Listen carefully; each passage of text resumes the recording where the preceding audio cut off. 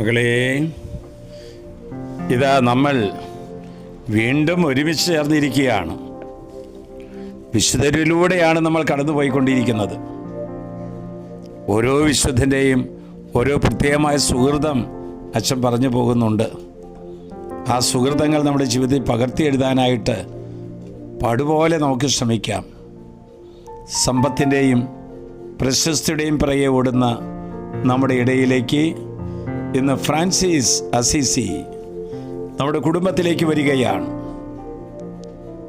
പാപത്തിലേക്ക് തിരിഞ്ഞിരിക്കുന്ന മനസ്സിനെ പുണ്യത്തിലേക്ക് തിരിപ്പിച്ചവരാണ് വിശുദ്ധന്മാർ. ഇതാ വചനം കേൾക്കൂ. മത്തായി 19:21 യേശു പറഞ്ഞു, നീ പൂർണ്ണനാകാൻ ആഗ്രഹിക്കുന്നുവെങ്കിൽ പോയി നിനക്കുള്ളതെല്ലാം വിറ്റ് ദരിദ്രർക്ക് കൊടുക്കുക, അപ്പോൾ സ്വർഗത്തിൽ നിനക്ക് നിക്ഷേപമുണ്ടാകും, പിന്നെ വന്ന് എന്നെ അനുഗമിക്കുക. മകളെ, ലോകത്തിൽ യേശുവിൻ്റെ ദാരിദ്ര്യത്തിൻ്റെ മുഖം വെളിപ്പെടുത്തി തന്ന ഒരു മഹാവിശുദ്ധനാണ് വിശുദ്ധ ഫ്രാൻസിസ് അസീസി. ഒരു രാത്രിയിൽ ഫ്രാൻസിസ് അസീസി പ്രാർത്ഥിച്ചുകൊണ്ടിരിക്കുമ്പോൾ ഒരു സ്വരം കേട്ടു. ആരെയാണ് നീ സേവിക്കുന്നത്, യജമാനനെയോ ദാസനെയോ? ഫ്രാൻസിസ് ഉത്തരമരുളി, യജമാനനെന്ന് ഉറപ്പിച്ചു പറഞ്ഞു.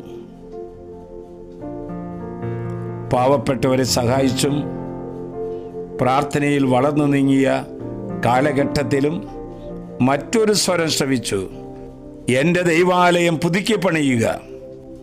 യാചകനെ പോലെ തെരുവിലിറങ്ങി നടക്കുകയാണ് ഫ്രാൻസിസ് അസീസി.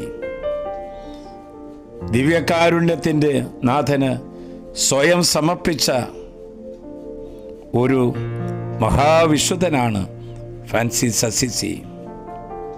പ്രഭുകുമാരിയായ ക്ലാര പ്രാർത്ഥനയിലേക്ക് കടന്നു വന്നതോടെ സഭയുടെ വളർച്ച അത്യത്ഭുതമായിരുന്നു. ഫ്രാൻസിസ് പ്രാർത്ഥിക്കുമായിരുന്നു, മരിക്കുന്നതിനേക്കാൾ മുമ്പ് യേശുവിൽ കുരിശിൽ പിടഞ്ഞു മരിച്ച ശാരീരിക വേദന എനിക്കും ഒന്ന് കാണിച്ചു തരണമേ എന്ന്. ഒരിക്കൽ മാലാഖ പ്രത്യക്ഷപ്പെട്ട് ഒരു ക്രൂശിത രൂപത്തിൽ നിന്ന് ഒരു വലിയ പ്രകാശം 5 തിരുമുറികളിൽ നിന്നും ഫ്രാൻസിസ് അസീസിയിലേക്ക് ഒഴുകിയെത്തി.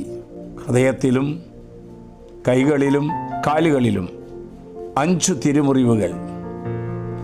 അസീസി പുണ്യവാനെ ജീവിതത്തിൽ പഞ്ചക്ഷതങ്ങൾ സംവഹിക്കാൻ കഴിഞ്ഞ ഭാഗ്യമായി. മക്കളെ, ഹൃദയമാകുന്ന ദൈവാലയം പുതുക്കി പണിയാൻ വിശുദ്ധ ഫ്രാൻസിസ് അസീസി ആവശ്യപ്പെടുകയാണ്. ദിവ്യകാരുണ്യനാഥൻ്റെ മുമ്പിൽ നിന്റെ അടുത്തുമൊക്കെ ദിവ്യകാരുണ്യ ആരാധന നടക്കുന്ന സ്ഥലങ്ങളിൽ അല്പസമയം പോയി ഒന്ന് പ്രാർത്ഥിച്ചുകൂടെ? ആത്മാവിൻ്റെ രക്ഷയ്ക്ക് വേണ്ടി, സഭയുടെ വളർച്ചയ്ക്ക് വേണ്ടി അധ്വാനിക്കുവാൻ ഫ്രാൻസിസ് അസീസി ആഹ്വാനം ചെയ്യുന്നു. ആശ്വാസപ്രദമായ രാത്രി, പ്രതീക്ഷാനിർഭരമായ പ്രഭാതം, സൽപ്രവർത്തികൾ നിറഞ്ഞ ദിവസം നൽകി നമ്മെ അനുഗ്രഹിക്കട്ടെ. നമ്മുടെ കർത്താവ് ഈശോ മിശിഹായുടെ കൃപയും പിതാവായ ദൈവത്തിൻ്റെ സ്നേഹവും പരിശുദ്ധാത്മാവിൻ്റെ സഹവാസം ഉണ്ടാകട്ടെ, ഇപ്പോഴും എപ്പോഴും എന്നേക്കും. ആമേൻ.